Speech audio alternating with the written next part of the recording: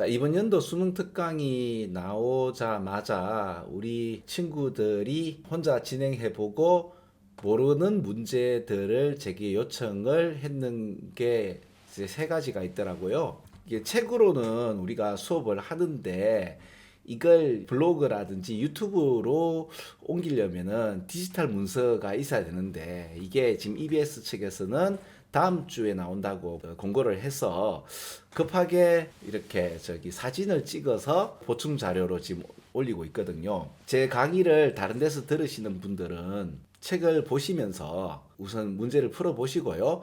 그 해석이 안 되는 거에 대해서 참고를 하시면 될 것 같아요. 자, 이 문장은 좀 상당히 어렵습니다. 일단 답을 3번을 찍었는데 왜 4번이 답이냐 이렇게 질문하면 제가 구체적으로 네가 3번이 답인데 4번을 찍은 거는 이렇게 생각을 해서 못 알아먹은 것이다 라고 설명을 할 수 있는데 이거는 아예 손을 대지 못하겠다라고 하는 친구들도 있고 또 이제 뭐 5번 이리 찍더라고요. 5번 찍고 뭐 3번 이리 찍는데 너 이거 왜 3번 5번 찍었니 하니까 그냥 찍었대요.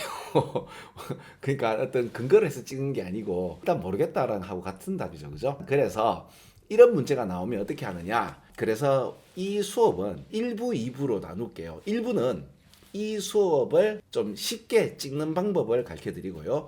2부 때는 각 잡고 좀 어렵게 풀도록 하겠습니다. 이런 문제가 나오면 포기할 수 없잖아. 그죠? 예, 이거는 일단 제끼고 다른 문제를 다 풀더라도 다시 와서 한번 풀어보는 게 좋잖아요. 학원을 거쳐간 그 친구들이 보면 문제를 다 풀고 나니까 한 20분이 남길래 그래서 넘사벽 문제인 한 문제를 가지고 20분 동안 끙끙대서 풀었는데 답을 딱 치니까 틀렸더라. 그래서 3점짜리 문제니까 97점이 나왔다. 그래서 1등급이다. 이런 경우의 문제거든요. 자, 그러면 각설하고 이 문제를 쉽게 푼다고 얘기를 했는데 그렇게 쉽게 요령으로 푸는 방법도 나름 대충 이런 얘기가 아닌가 어렴풋하게 해석이 되는 친구들한테 유용한 방법이에요. 자, 오케이. 그러면 일단은 모르겠지만 아리스토텔레스가 민주주의를 다음과 같이 이렇게 개념을 잡고 풀었다는 얘기가 나오고 특히 이 두 번째 문장에 one all-purpose epistemic virtue 해서 이 뭔 말이에요? 어렵지 않나요? 그러니까 이해가 잘 안 된단 말입니다. 그래도 아리스토텔레스 고대의 민주주의 개념을 이런 식으로 생각을 했다라고 이야기하면서 갑자기 생뚱맞게 단어가 부족하다는 얘기가 이렇게 나오고요.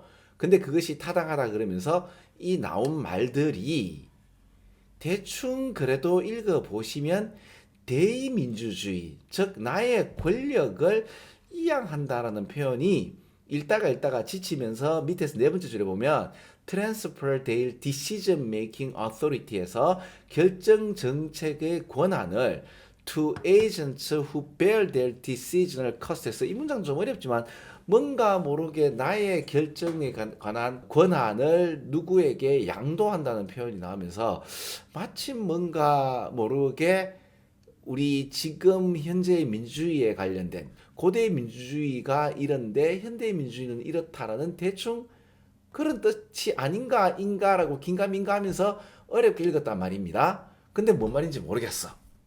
그러면 문제를 읽는 겁니다. 문제를 읽어서 그럼에도 불구하고 내가 읽어왔던 문제에 생뚱맞은 단어가 있어요. 그 단어는 답이 아니에요. 1번 볼까요? 리폼 개혁에 대해서 나온 게 없지 않나요? 2번에 보세요. 경제 얘기가 나왔나요? 안 나왔죠? 그럼 1번, 2번 답이 아니에요. 자, 3번, 4번은 좀 긴가민가해요. 특히 1번 보세요. 사회적 복지 정책이나 프로그램에 관련된 이야기가 나왔어요? 안 나왔죠? 그럼 1번, 2번, 5번은 확실히 답이 아니에요. 그러면 어때요? 답이 찍을 때 20%가 되는 거를 지금 50%까지 올렸습니다. 그리고 4번에 이 delegate, 위임하다 라는 표현이죠. 그러니까 delegate하고 transfer에 나오는 이거하고 같지 않나라고 다행히 좀 보이게 되면 답을 4번 찍는데 그리고 3번에 보면 이제 그 자세한 피드백에 관련된 이야기가 나오지 않았단 말입니다.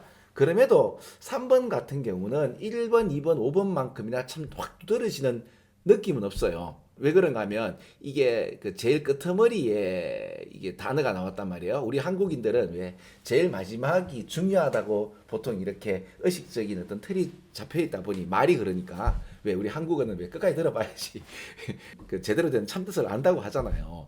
그래서 요 제일 끝에 있는 이 문장들에 비해서 3번 같은 경우는 정책이나 절차 같은 경우는 있을 수 있단 말입니다. 이 문장을 읽다 보면.